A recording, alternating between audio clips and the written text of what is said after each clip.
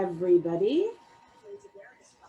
My name is Sophia Chu, the Executive Director of the Caribbean Community Service Center, headquartered here in the city of Detroit. Today, we are pleased to present our 2021 Black History event. Notice I said Black History, not Black History Month event, because Black history is our story. Today, we're going to be celebrating the diversity of the Caribbean as we examine the book Far from Mecca, Globalizing the Muslim Caribbean, and our keynote speaker is the author, the esteemed Dr. Aliyah Khan.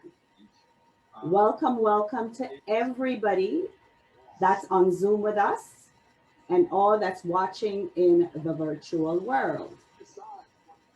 Today, Muslims are found in almost every island of the Caribbean, over 40 plus, not just islands, they're also considered countries because Caribbean is by culture and as close to the Caribbean Sea as you can get.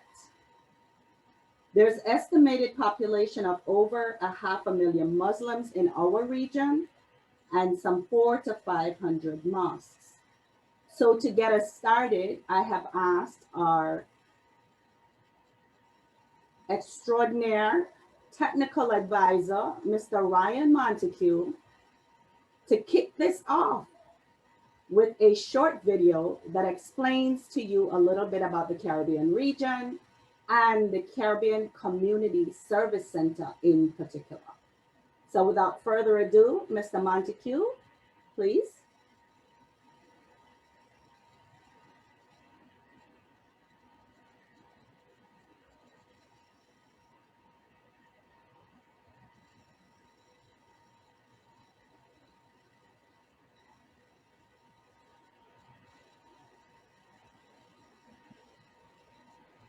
Does everyone hear me? I can hear you.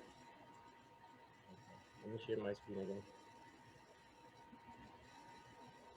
Yeah, you can start the video, Ryan. 1 second.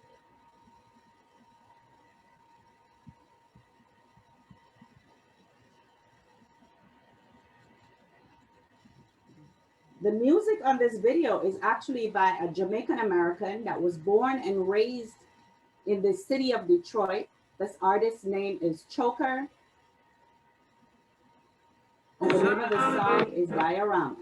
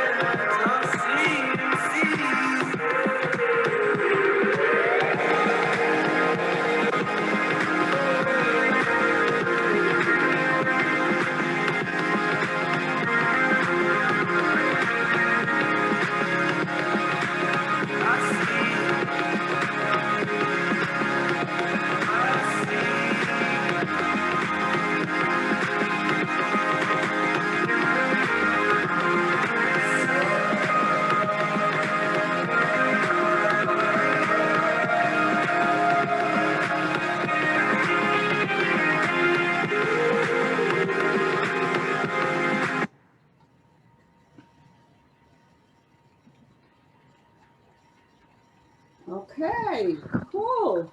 So now we're going to get into the meat and potato of the conversation. I'm going to introduce, before we get started actually, let me tell you a little bit about what CCSC is doing. We're here to Support, Empower, and Advocate for Caribbean Nationals in the Americas, CEA, Play on Caribbean Sea. So we do a lot of community service and community advocacy work here. And one of the things I wanted to bring to your attention is the fact that we are involved in working with the M&A, the Michigan Nonprofit Association, with the redistricting initiative here in the state of Michigan. And we're having our first virtual town hall. It's going to be a virtual event again on Sunday, March the 21st at 4 p.m. You can register via Eventbrite for the event, and we look forward to seeing you on the screen again on Sunday.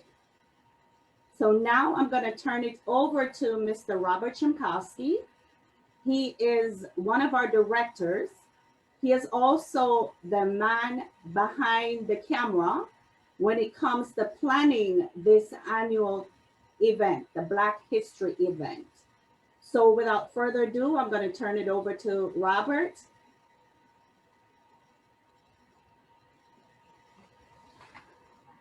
Thank you, Sophia.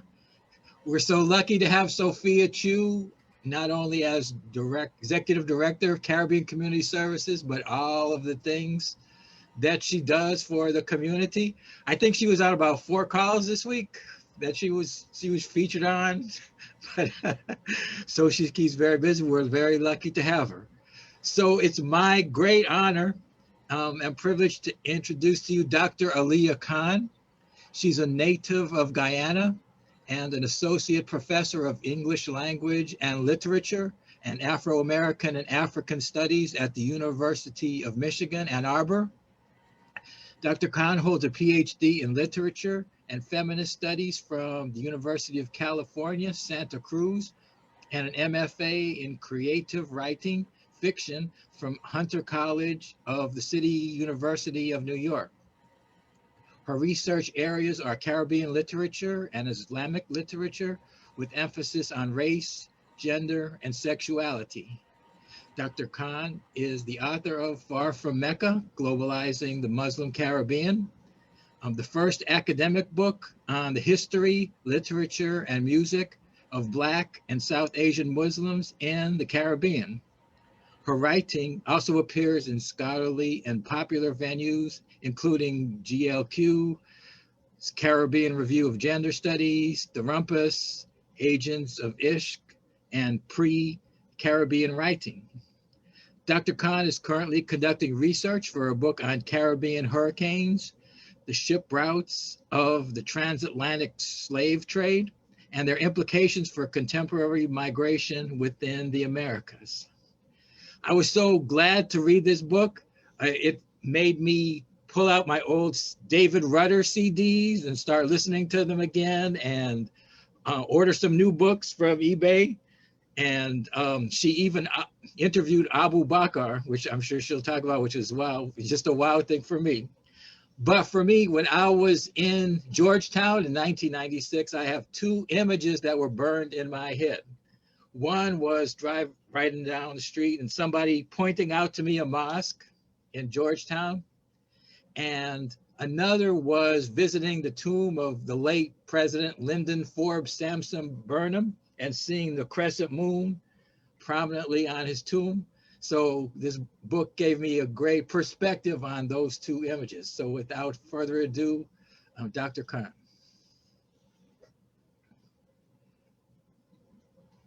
Thank you very much for that kind introduction. I'd like to start off by thanking the Caribbean Community Service Center in Detroit, especially Executive Director Sophia Chu and Community Service Program Director Robert Chimkowski for inviting me here today.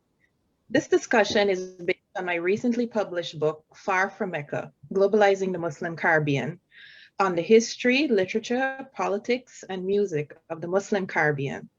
I have to say that I'm really delighted to speak to a Caribbean community organization and other Caribbean people about my work. Usually I'm speaking in an academic context to university students who don't even necessarily know where the Caribbean even is.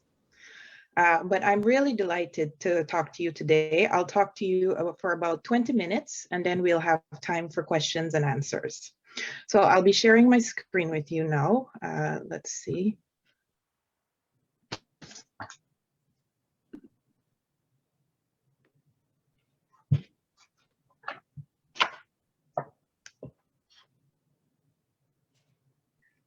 First of all, the mosque, I'll just mention quickly that the mosque you see in the photo here is in Georgetown, Guyana, one of the ones similar to one of the ones that Robert just mentioned.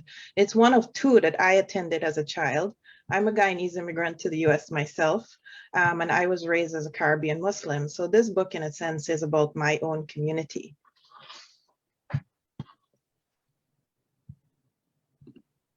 Here's the book.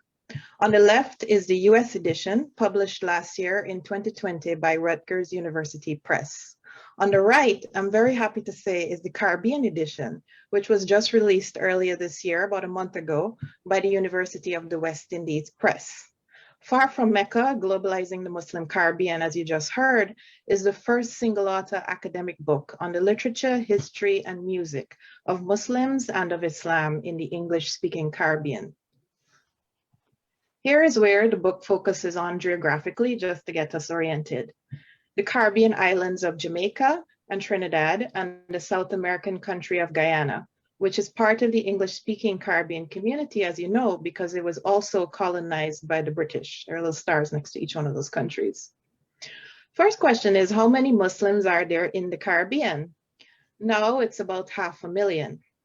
After independence from England in 1970, the number of Muslims in Guyana peaked at about 9%, and in Trinidad at about 6.26% of the population. These numbers have decreased as a result of migration to England and to North America. In the early 2000s, Muslims were about 13.5% of Surinamese. That includes Javanese and Indian Muslims, and a statistically negligible 0.04% of Jamaicans. In the Caribbean, Islam, like Hinduism, is historically considered to be a religion of the Indo-Caribbean descendants of Indian indentured laborers who were brought to the Caribbean by the British, French, and Dutch to work on plantations between 1838 and 1917, following the end of the transatlantic African slave trade in the West Indies. As you may know, the populations of Guyana and of Trinidad and Tobago are demographically almost evenly split between the descendants of African slaves and the descendants of Indian indentured laborers. Other groups like Chinese, Portuguese, Syrians, and indigenous Amerindians form smaller minorities. About 10% of indentured Indians may have been Muslim. The rest were mostly Hindu. But these Indians were actually the third and last group of Muslims to find themselves in the Caribbean as bonded labor. The first two groups of Muslims in the Caribbean were Africans. One of the main arguments I make in my book is that Islam is a religion that has African roots in the Caribbean and many Afro-Caribbean practitioners today. The first Muslims in the Caribbean and in the Americas were in fact enslaved North African Moriscos, or Moors, who accompanied Spanish and Portuguese Iberian explorers on voyages of discovery in the 15th and 16th centuries. The second group of Muslims in the Caribbean were enslaved West African victims of the transatlantic slave trade, who, like the Moriscos, did not leave any direct Muslim descendants, though they left their cultural traces. I'll begin this talk by outlining some Muslim history in the Caribbean, including the multi-ethnic participation in the 19th century Muslim colonial festival of Taja or Hussein in Guyana, Trinidad, and Jamaica. Then I will discuss the Islamic writings of two West African men enslaved in Jamaica in the early 1800s, one from Ivory Coast and the other one from Timbuktu in Mali. I'll conclude with a few words on contemporary Islam in the Caribbean, including on the 1990 Muslim attempted government coup in Trinidad, led by Imam Yassin Abu Bakr. Here's a painting of one African Muslim who was enslaved in the Americas, Ayuba Suleiman Diallo, who was born in 1701 and died in 1773.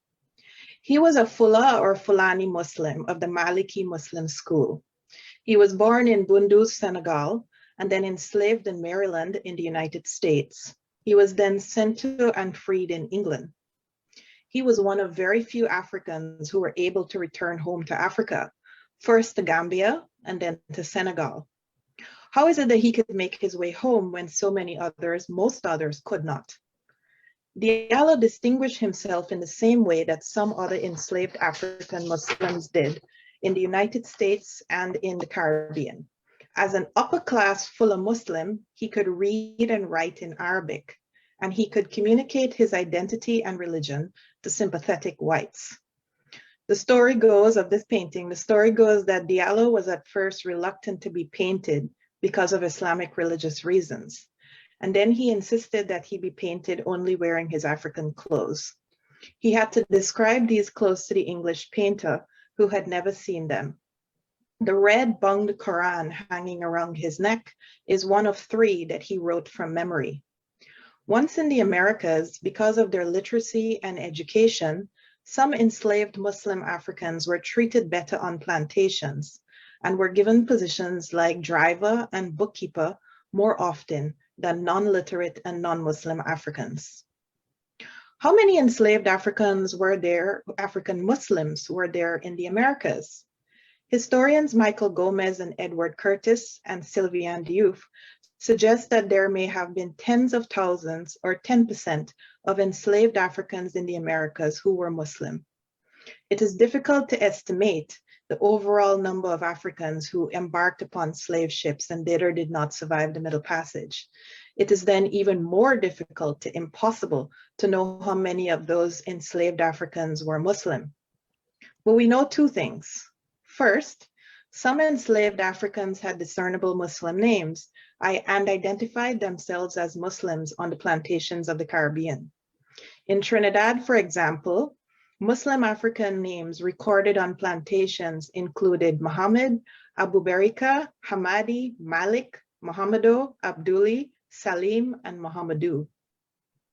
Second, we also know that there were Muslims of many different ethnicities and tribal affiliations living in the West African, Senegambian, and Guinean slave trading regions. Many of these West Africans were Sufi Muslims and highly literate. Sufism is the so-called mystical branch of Islam, of the whirling dervishes and the Persian poets Jalaluddin Rumi and Omar Khayyam. Literary West African Islam reached a height in the 15th and 16th centuries with 150 to 180 predominantly Sunni Quranic schools in Timbuktu, international engagement with Sunni Egyptian scholars, and travel to the Arabian Hajj. Ayuba Suleiman Diallo, as I mentioned, was a Fula or Fulani Muslim from Senegal. In Guyana today, the casual and more or less derogatory word for a Muslim of any race, Black or Indian, is Fulaman, derived from the tribal name of Fula and Fulani, enslaved African Muslims in the Caribbean. In Trinidad, a common word for any Muslim is similarly Mandinga or Madinga from the Mandinka tribe. Though West African Islam did not survive unbroken in the Caribbean into the present day, these enslaved West African Muslims still lent their tribal names to every Muslim in these Caribbean countries. The descendants of enslaved Africans were not directly Muslim. Imagine the impossibility of generationally maintaining Islam and literary study of the Quran under conditions of chattel slavery. However, as a result of conversion or reversion, which sometimes went hand in hand with 20th century Black nationalist and Pan-African politics, there are several continuous generations of Muslims of African descent in the Caribbean and in North America now. One of my main goals in writing this book is to decenter the place of the United States in the study of Islam in the Western Hemisphere. The Caribbean has just as long a history with Islam as the US does. Another major goal of writing the book was to bring Indo-Caribbean Islam and Afro-Caribbean Islam into conversation with each other through the examination of our shared labor histories, literature, and music. While the largest population of Muslims in the Caribbean is descended from Indian indentured laborers, and as I said, there is no continuous historical African Muslim presence, there are recorded instances of Afro-Caribbean people participating in Indian Islam in the colonial era. A striking development of Caribbean Islam in Trinidad, Guyana, Jamaica, and Suriname is the evolution of the Shia Muslim commemoration of the martyrdom of the Prophet Muhammad's grandson Hussein in the month of Muharram. This memorialization evolved into the colonial festival of Hussein in Trinidad and Jamaica, and Taja or Tazia in Guyana and Suriname. Here you can see a historical Hussein photo from colonial Jamaica and a recent one of the same festival in Trinidad in St. James. Hussein was a multi-day religious celebration involving dancing, masquerades, stick fighting, and drumming, and culminating in a procession of people carrying large and elaborate tajas, or model tombs, into the ocean. Hussein was a clear instance of Islamic creolization in the Caribbean. Afro-Caribbean people found its celebratory carnival aspect familiar and joined in, working as paid drummers in the processions. Sometimes they were even hired to carry the model tombs. The working class Afro-Caribbean transition from Hussein partygoer to participant was even more pronounced in colonial British Guyana, where Afro-Guyanese started up their own quasi-religious festival called Black Taja. Between the 1860s and 1880s, Hussein in the Caribbean was violently suppressed by the British and the Dutch. In 1884, during what became known as the Muharram Massacre in Trinidad, British colonial police fired into a crowd celebrating Hussein, killing 16 people. The British were concerned that the festival was one of few times in which Blacks and Indians, who were generally suspicious of each other's cultures, religions, and roles in the labor economy, congregated and celebrated together. What remained of Hussein in early 20th century Trinidad and Guyana, after legal restrictions on the procession and hostility directed toward the festival by Canadian Presbyterian missionaries, then fell out of favor with Orthodox Caribbean Muslims, the majority of whom were Sunnis who looked down on the festival's Shia origins. In Jamaica, the colonial government forbade Hussein processions in Kingston and Savannah Lamar, same Westmoreland parish that you can see here in the photo. The festival persists in St. James and Cedros in Trinidad and in Jamaica, but to some extent it has been subsumed into larger carnival celebrations. At its height, Hussein provided an early creolized Muslim avenue for cultural exchange between the Black and Indian Caribbean. There were a number of literate enslaved Muslim Africans, like Ayuba Suleiman Diallo, who wrote autobiographies in the United States.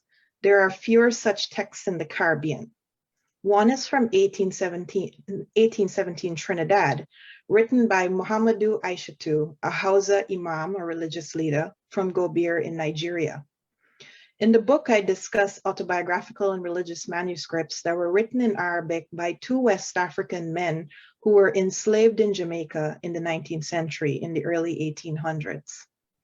Their names were Muhammad Kaba Saghanugu of Ivory Coast and Abu Bakr al-Siddiq of Timbuktu, Mali. Muhammad Kaba Saghanugu, alias Dick, alias Robert Pert, alias Robert Tuffet, alias Muhammad Kaba, otherwise known as the Mohammedan, a native of Buka in northern Ivory Coast, arrived in Jamaica in 1777 at the age of about 21. He died in 1845, still enslaved in Jamaica at the coffee estate Spice Grove in the mountains of Manchester Parish, west of Kingston. Kaba wrote an Arabic autobiographical and theological treatise around 1820, what you see here. This manuscript is untitled, but his translators Paul Lovejoy and Yassine Dadi Adun have dubbed it the Kitab al-Salat, or the Book on Praying. Muhammad Kaba Saghanugu was a Senegambian Mande or Mandinka of a merchant and clerical family. His immediate clan, the Saganugu, were an important clerical family noted for teaching the Islamic sciences and associated with the tradition of Sufi scholarship founded in the late 15th century.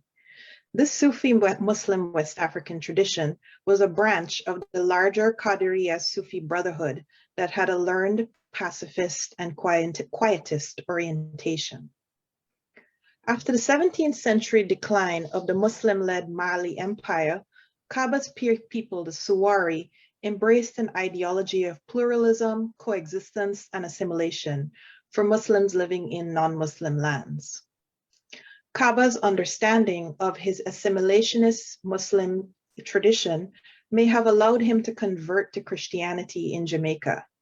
He was baptized as a Moravian Christian in 1813, but the interesting thing is that he wrote this Islamic kitab after that. Kaba reported mystic prophesying dreams, which is a Sufi phenomenon, that drove his Christian conversion.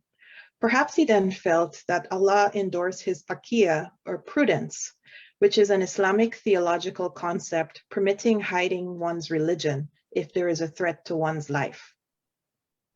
In considering Kaba's conversion to Christianity and arguing for his continued adherence to Islam, I emphasize first that the Kitab, which is essentially an autobiographical manual on practicing Islam, was written at least 7 years after his Christian baptism. Second, that he was a West African Muslim from a tradition revolving around assimilation in a non-Muslim society. And third, his own words in his texts suggest that he was grieved by the material and religious circumstances in which he found himself. He ends the first part of his manuscript by saying that, quote, "My memory is corrupted. I am not finding science. I have started asking for pardon day and night. I ask for pardon from God for every situation."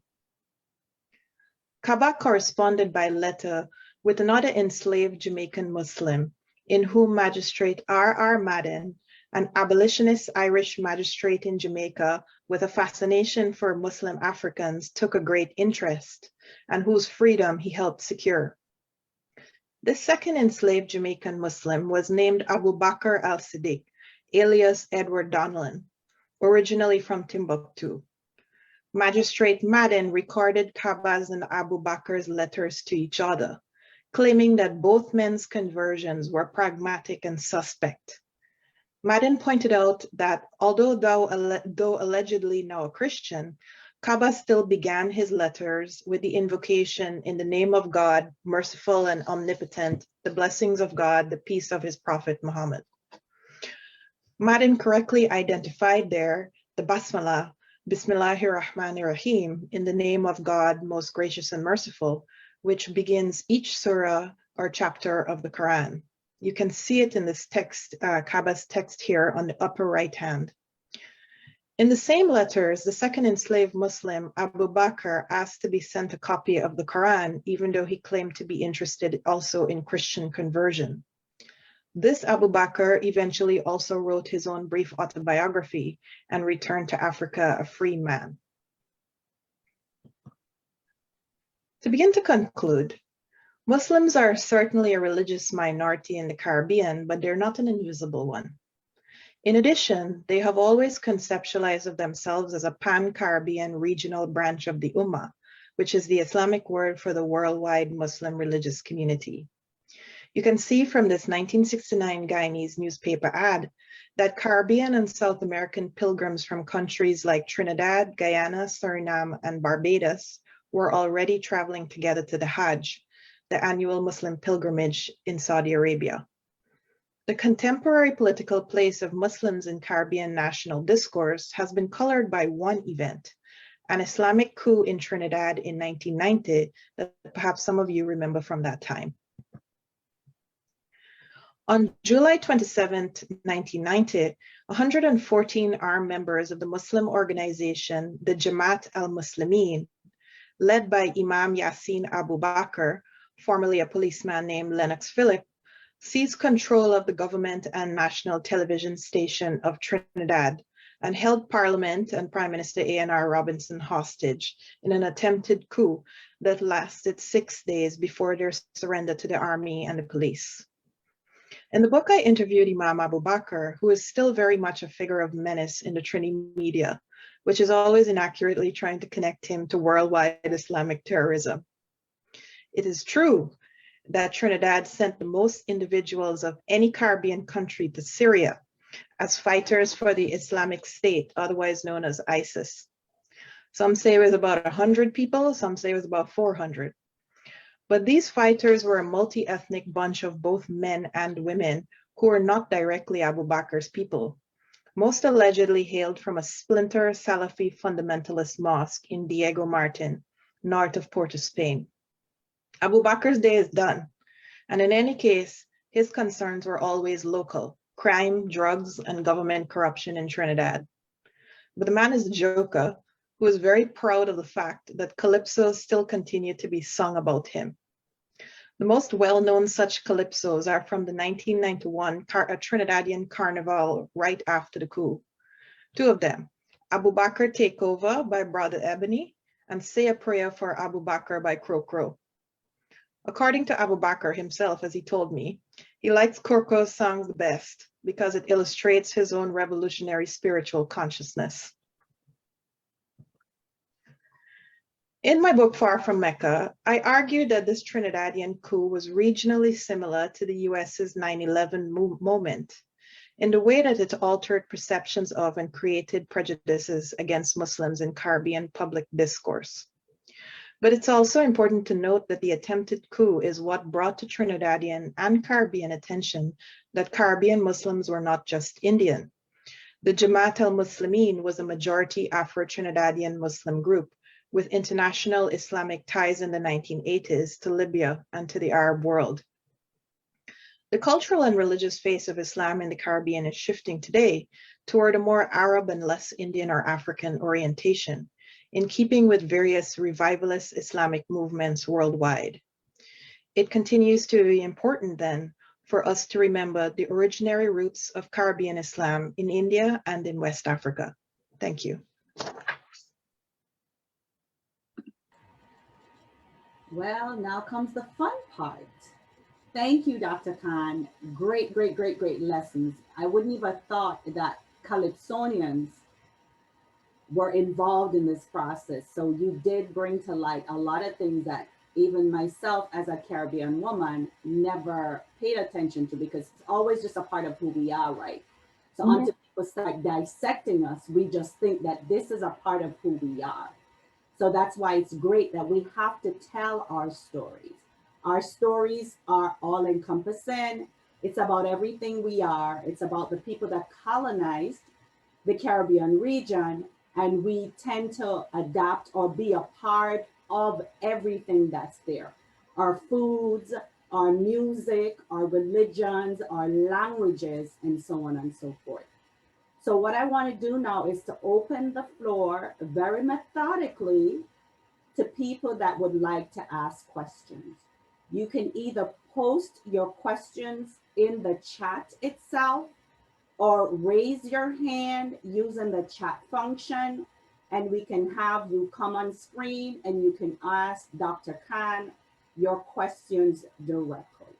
So let us not all jump at asking our wonderful questions. And even if you don't have a question, right, if you have a comment about the content that Dr. Khan has so eloquently brought to our attention, this is a great time to do so.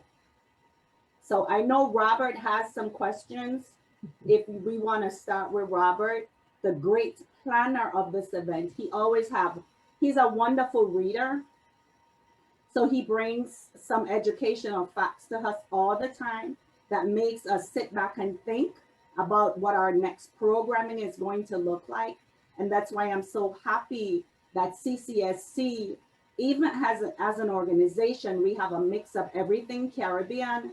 So it allows us to look through the lens of everybody from our region to kind of have a holistic conversation about our history. So Robert, I think I want to start with you. Okay, I guess just my question is, what was it like to interview Iman Abu Bakr, because he's such a mythic figure. And I've been to Trinidad, and you just hear so much, and he's just an icon. So what was it like? I had a suspicion you were going to ask me that question. So, okay.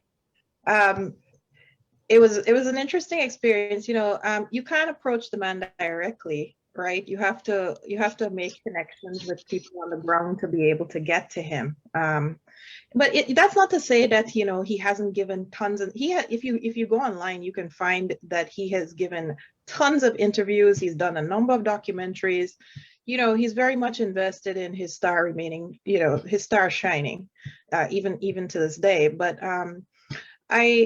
it was just kind of serendipitous. I met a journalist at a conference who is a good who's an associate of his, who has covered his doings for about 2, 3, 4 decades, and she connected me with him. I had to have somebody vouch for me, right? A trusted Trinidadian associate vouch for me. So that is how I was able to approach him. It also took various, phone negotiations and attempting to reach him until I was actually able to get to him. I will say too that it was also important that that I myself am Muslim. That was something that was important to him, because he felt like he was speaking to someone who would not be religiously prejudiced, at least against him. But yeah, it was an interesting thing to talk to him. I interviewed him on the phone, because I was in the US and I couldn't travel to Trinidad at that time, but we had several phone conversations lasting for hours. He wanted to tell his story, both of the coup and of, his political opinions on everything that's happening in Trinidad today. As Sophia mentioned, the music thing was also very important to him. One of the things I say in the book was that music and these calypsos from the 1991 Trinidad Carnival that came right after the 1990 coup was the way in which Trinidadians came to understand the coup, right? Is the way in which they could place what was really happening here was through these calypsos. That's how they made sense of it, was through these calypsos. In the sense that, like a Muslim armed insurrection in the Caribbean, who had ever heard of such a thing until Abu Bakr, and the music about it was how they kind of incorporated it into the, Trinidadian culture. A lot of the songs were about, the ones that I listed were about him, and he really enjoyed that. He pointed out to me that, as I said, that, they still make calypsos about him. And he called himself a calypso king of Trinidad, right? He pointed out that one of the things he had done when staging the coup was that he took over, during the coup in 1990, he took over the Trinidadian national radio station and broadcast his favorite calypsos. He had the whole nation listening to his favorite calypsos during the coup. It was a very particular Caribbean thing to happen. But yes, he was interesting to talk to, very, very sharp, very knowledgeable about contemporary events in the world today that involve Muslims, all, everywhere around the world. He had commentary to make on the various ongoing racial situations in the Caribbean, including in Trinidad. He keeps track of things, even though he's, almost 90 years old. Yeah, it was a very interesting experience. I'll say that. Okay, we do have one question here from Medvis Jackson. Medvis, do you want to ask the question or do you want me to ask it? I can ask. Okay, introduce yourself, Medvis, and then you can ask Dr. Khan the question. Hi, I'm Edvis Jackson. I grew up in Detroit. Half my family is Jamaican. I do try and get back to the Caribbean decent amount, and so I really enjoyed your presentation. So my question is, I'm asking you to speculate here, by the way. To what degree do you feel that the Islamophobia currently present in the various Caribbean states stems from U.S. cable news and cinema? Or do you feel that much of the Islamophobia present in the Caribbean or various Caribbean states largely predates anti-Muslim sentiment in U.S. mass media? Thanks for that question. You know, and I think you're right. Is a speculation. The answer is a bit of a speculation, but I think you're right in pointing out that the people in the Caribbean consume a lot of U.S. media, and they consume a lot of U.S. news. I think the shape of Islamophobia in the Caribbean is directly related to U.S. American narratives about Islam and Islamophobia following 9/11. You can actually point to, for example, I'm trying to remember exactly the name of the constitutional act, but Trinidad implemented a constitutional act after 9/11 regarding terrorism, right? Even though 9/11 regarding terrorism and punishment for terrorist activities and so on, right? It became a law and an act that was passed in Trinidad. And 9/11, of course, was a U.S. occurrence, right? That didn't have anything to do with Trinidad. But there you could see a direct moment in which the government of Trinidad was paying attention to, the U.S. situation. Then there's also I mentioned that a number of Caribbean natives, a lot from Trinidad, but also some from Jamaica, of varying ethnic backgrounds, traveled to Syria, right, to become fighters for ISIS. And there's a lot of soul searching in the Caribbean about how this could happen, who they were, how this could happen, because they really were just Caribbean people. How did they, and the way they became radicalized was the exact same way that people all over the world, men and women who went to Syria were radicalized. They consumed internet media, right? They consumed the same internet media that Americans did, that everyone else did. They listened to the same programs, the same religious leaders, that kind of thing. We can't escape the fact that the Caribbean is part of an interconnected global world. I mean, yes, our perceptions, there were certain perceptions that resulted from this 1990 coup, right, about what Islam is and how it's kind of automatically associated with terrorism that fed into the 9/11 narratives. But I think a lot of what you see today in the Caribbean news media is really shaped by 9/11. Okay, thank you. So there's a question from Wayne Ramakan. He's one of the directors of the Caribbean Community Service Center. He's asking on behalf of 11 and a 14-year-old that's sitting next to him. And their question is, they want to know, why aren't you dressed in a hijab as they understand that Muslim women do? When is it allowed and when is it not allowed? Well, I'll start off by saying that, I'll start off by saying that, I'm definitely not a theologian or a religious teacher, right? I'm an academic, but I don't wear the hijab. I'm a Muslim, but I don't wear the hijab. And there are very many differing of scholarly juridical opinions on whether or not you have to wear the hijab as a practicing Muslim or not, right? It depends on who you ask. It depends on what school of Islam you follow, and it depends on who you ask. Okay, thank you. So next we have Fatu Sadie. We call her Sadie.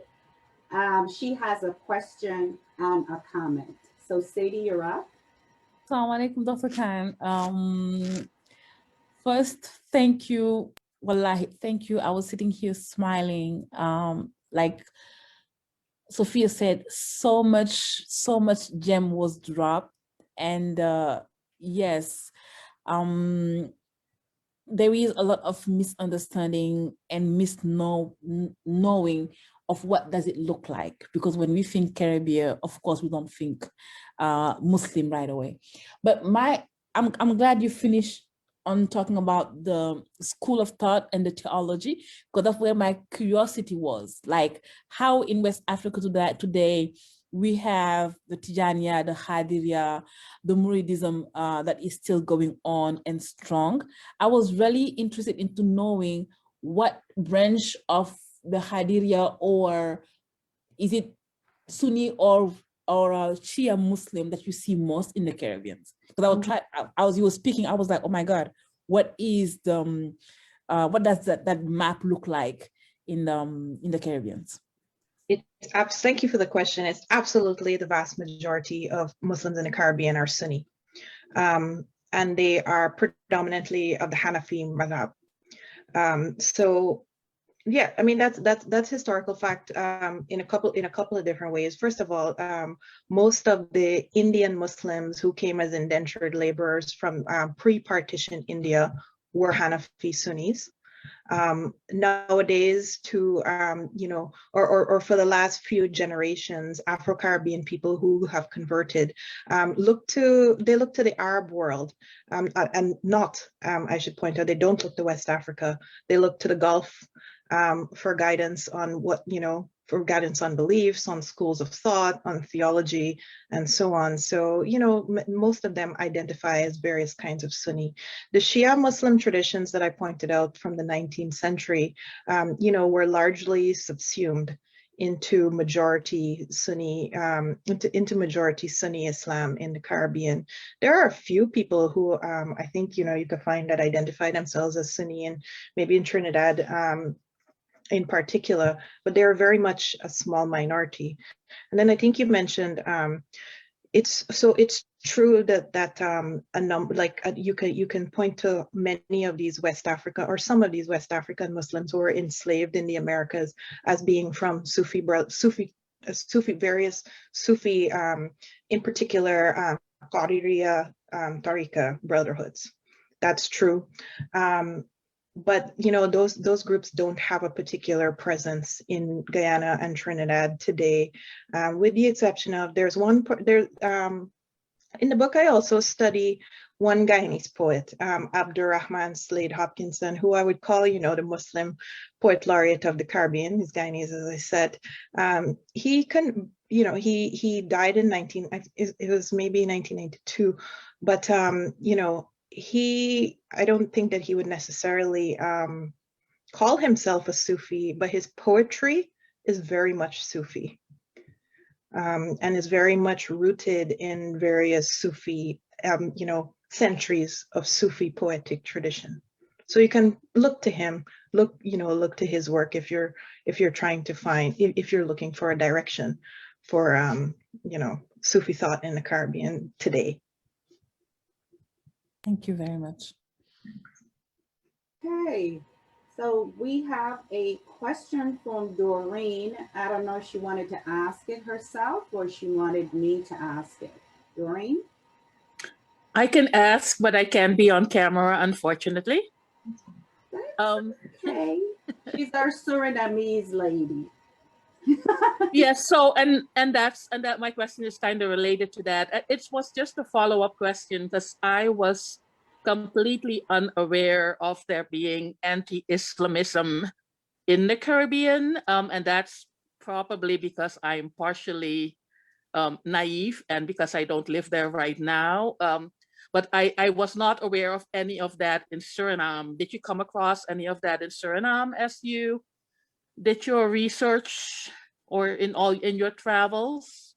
Well, let me clarify first of all that this book and most of my work is on the English-speaking Caribbean. I think Surinamese Islam is something that is very much understudied, and there's various linguistic reasons, right, as you know, that prevent us from having that kind of cross-cultural dialogue, right, between people and people in the Anglophone Caribbean, right? Surinamese might speak English, but certainly people, unfortunately, in the Anglophone Caribbean tend to be monolingual, or speaking their various English creoles. There's something I want to say about anti-Islamism and how it manifests in the Caribbean writ large. It tends to happen, as so many things do, on the backs of women, and how they dress. So there are a couple of legal cases that you could point to in both Trinidad and in Guyana, where the anti-Islam prejudices came out because women were dressed in particular ways in legal contexts. There was one case in Guyana where a woman showed up for jury duty wearing a niqab, right, a full face veil.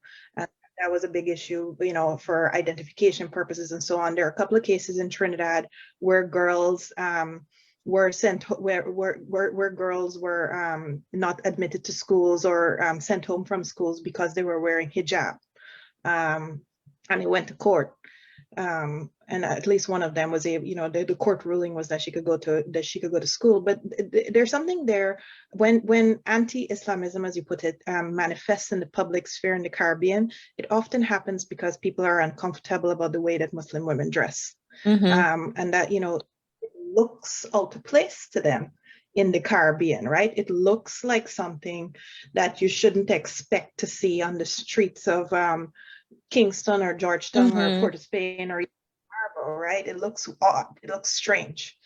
So people are jarred, right? Which is the case too in the United States. But thank you for the question. Thank you. I'm going to do some research.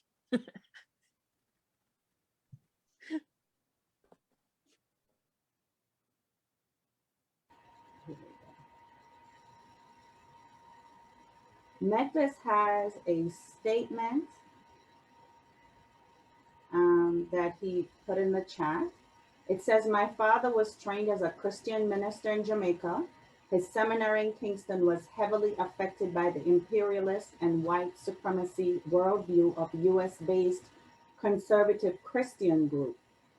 Does turning to the Gulf for spiritual and religious direction cause a dominance for conservative ideology in Caribbean Islam communities? Thanks for that question, Medvis. I think that's an important linkage you make there between these two different religious groups. And we should also point out that Christian seminaries in places like Kingston and so on, or Christianity in places like Kingston and so on, they're not just affected by conservative contemporary groups, but by missionizing from Presbyterians and Methodists and so on, particularly from Canada at the turn of the earlier on in the 20th century. But then this question about if turning to does turning to the Gulf for religious and spiritual direction cause yes and no. What it does cause is conflict, cultural conflict between people who are more invested in retaining connections to, what we might call an Indo-Iranian Islam, the Islam of their ancestors, right? Where it involves dressing in certain ways, acting in certain ways, having certain kinds of functions, and people who are invested in a more orthodox, I don't want to say conservative, I want to say more orthodox versions of Arab Islam. It manifests in, again, the ways that I mentioned people dress. It used to be that Muslims in the Caribbean dressed in a bit of a more casual Indianish way. Even the Black Muslims actually in the Caribbean did. Now you are more likely to see Arab style hijabs and robes and things like that. It also manifests in, other more minor religious practices, like do you celebrate the birthday of the Prophet, or do you think that is, which is something that older Islam does in the Caribbean, or do you think that is something that is not true or proper Islam? So it causes cultural conflict, oftentimes between older Muslims and younger Muslims who look to the Arab world and more conservative ideologies for guidance. Yeah, I was just gonna. The reason I asked that question is because I feel like when you keep having U.S.-based groups interfering in Christianity in the Caribbean, it often causes it keeps Christians in the Caribbean from developing the religion on a more natural, relevant way. It just it keeps pulling things back to the right instead of people kind of progressing and evolving in their viewpoints. So I was just curious if that's happening within Islamic spaces. Yeah. I mean, but I will say that the development of religious traditions in Jamaica has, flowered, not just through various branches of Christianity, but all kinds of like Afro-Caribbean religions, such as Kumina, Mayal, all of these other things, which are affected by missionizing from the United States and from Canada. I want to include Canada because we don't often think about Canadians as doing this, but they are sometimes some of the main missionaries, and they have been some of the main missionaries in the Caribbean. Question for you. How hard was it to get the conversations flowing from the persons that you were interviewing for your book And what's the expanse of the time from when you had the idea in your head to you actually publishing the book? Thanks. You know, so in the first part of the question about, you know, how willing are people to talk and so on. So for the first thing I'll say about that is that this is more of a this is primarily a literary academic study in the sense that I'm trained in literary studies. So a lot of it is examination of books and texts and things like that.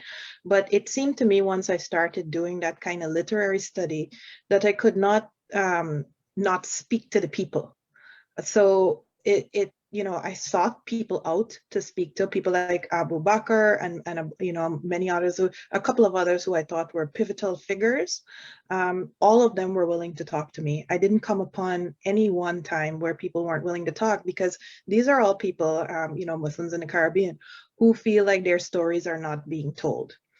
Who feel like nobody knows anything about them for religious reasons, racial regions, geographic regions. You know, they feel like nobody knows anything about the Caribbean, period.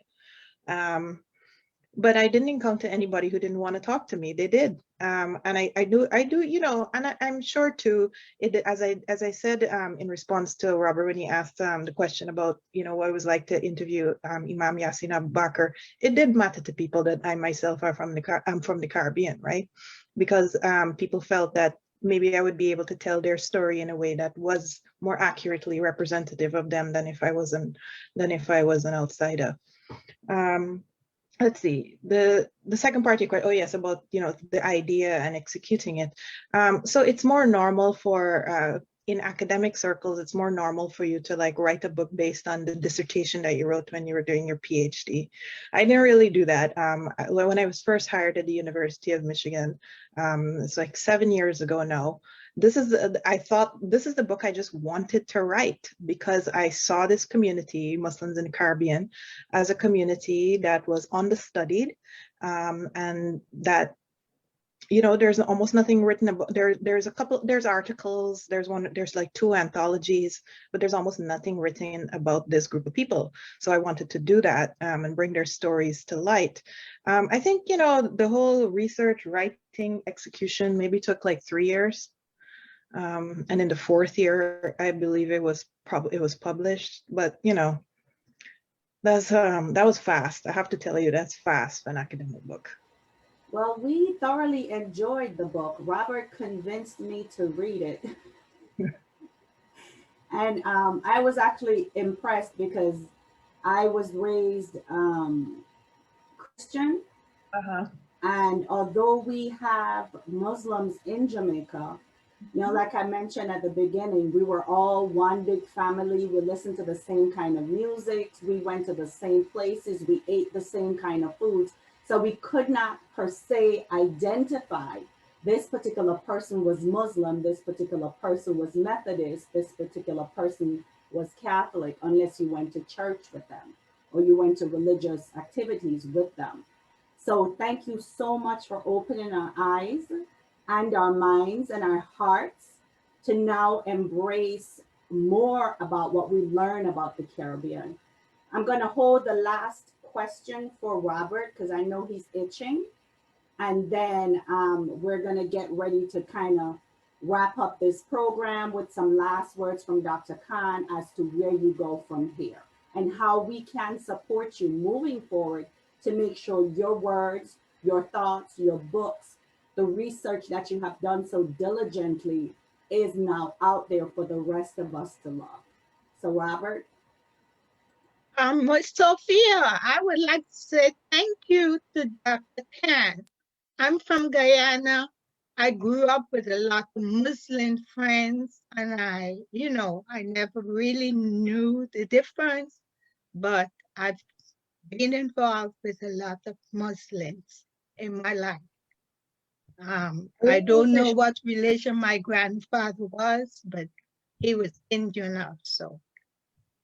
Well, thanks a lot. Thank you so much. I've learned so much today. Thank you, Ms. Maeve Cook is one of the elders of our community here in metropolitan Detroit.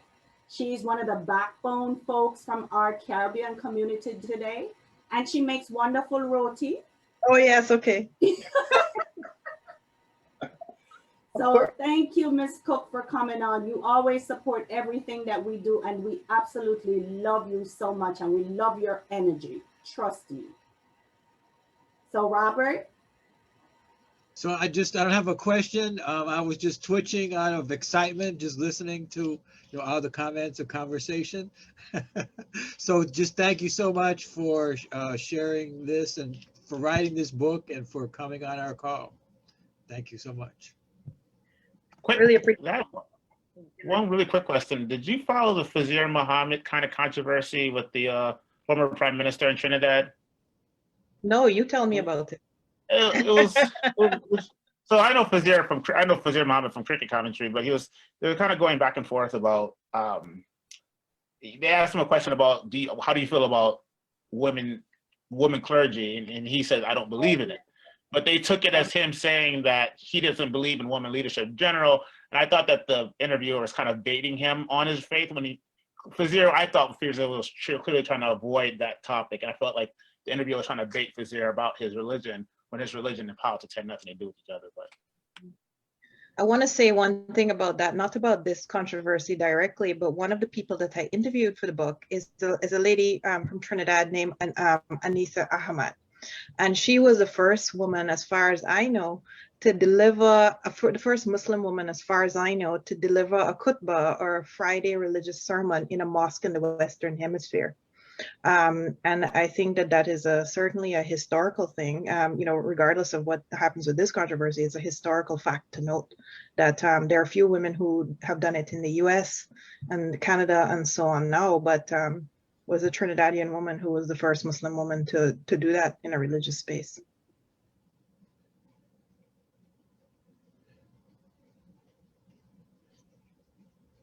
okay, so we're going to ask you if you had any comments you wanted to leave us with and how we can support you in your efforts moving forward.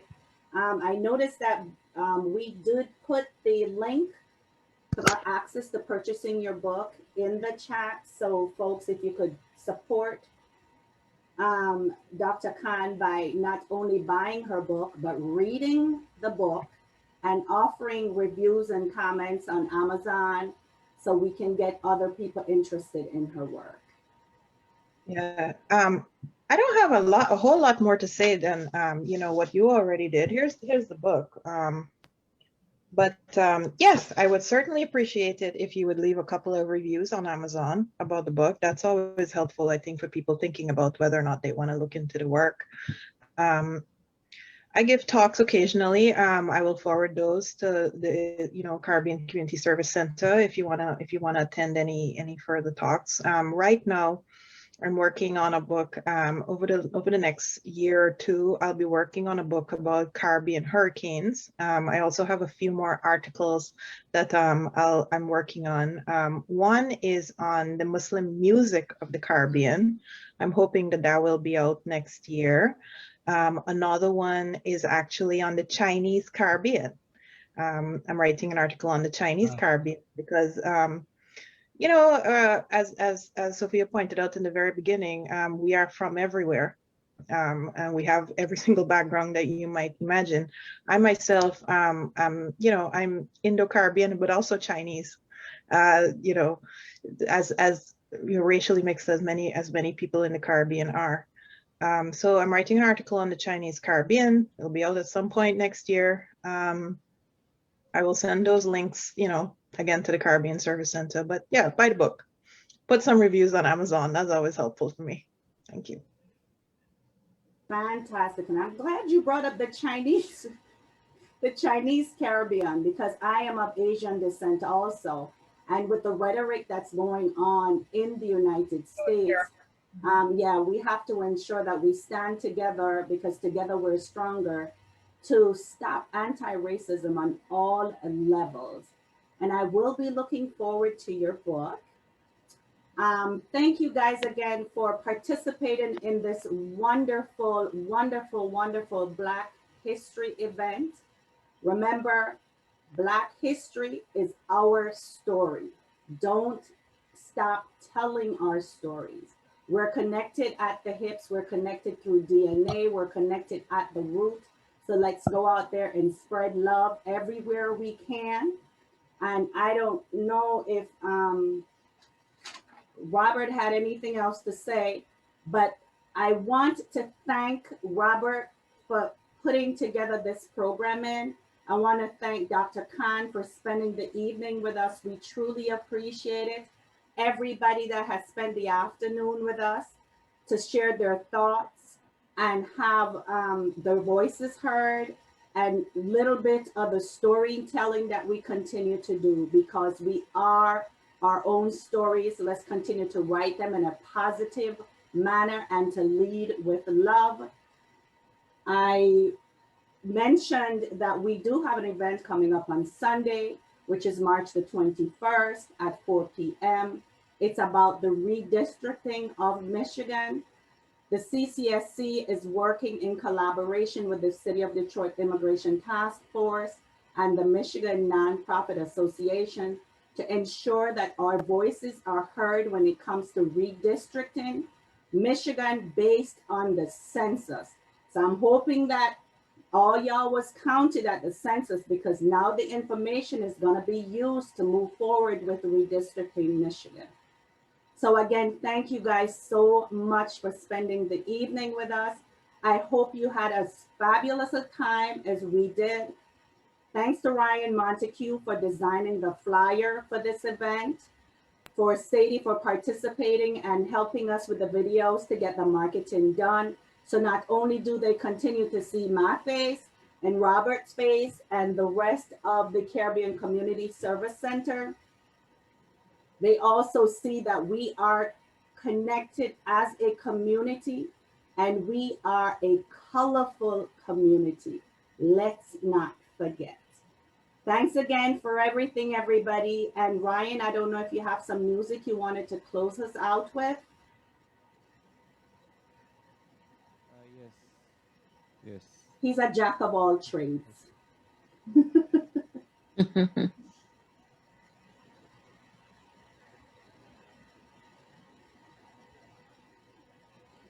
And we have folks that are buying the books. Thank you guys so much. I also wanted to briefly say there are a couple of people who don't want to purchase from Amazon, which I completely support for, for political reasons. I put in the link, in the chat link, a link to Rutgers University Press, which is the academic publisher of the book. If that is of concern. Okay, we do see that.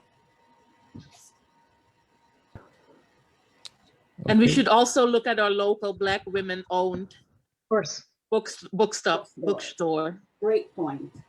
Great point. All right, Mr. DJ Wagwan. I was waiting for you guys to stop to keep on sorry. doing the discussion. We've stopped speaking. Okay, this is Reincarnated by Bunny Wailer. He passed away was it a couple weeks ago.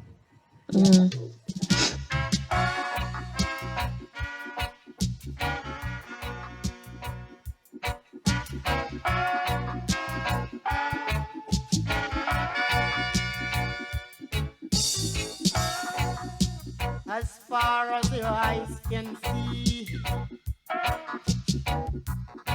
you will be seeing the children of the Most High. 12 tribes of Israel from creation over the mountainside, far over the mountainside, as far as your eyes can see, far over.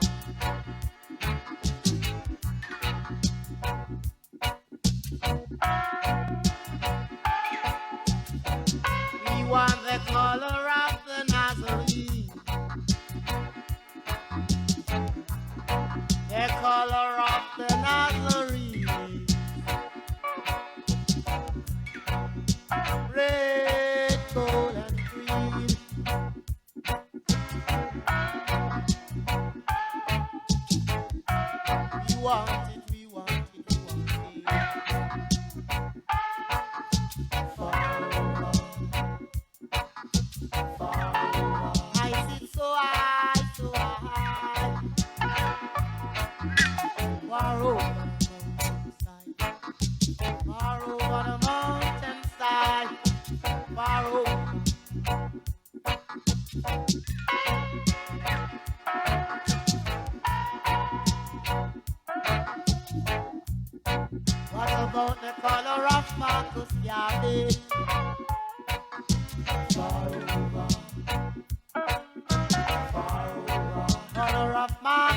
are we.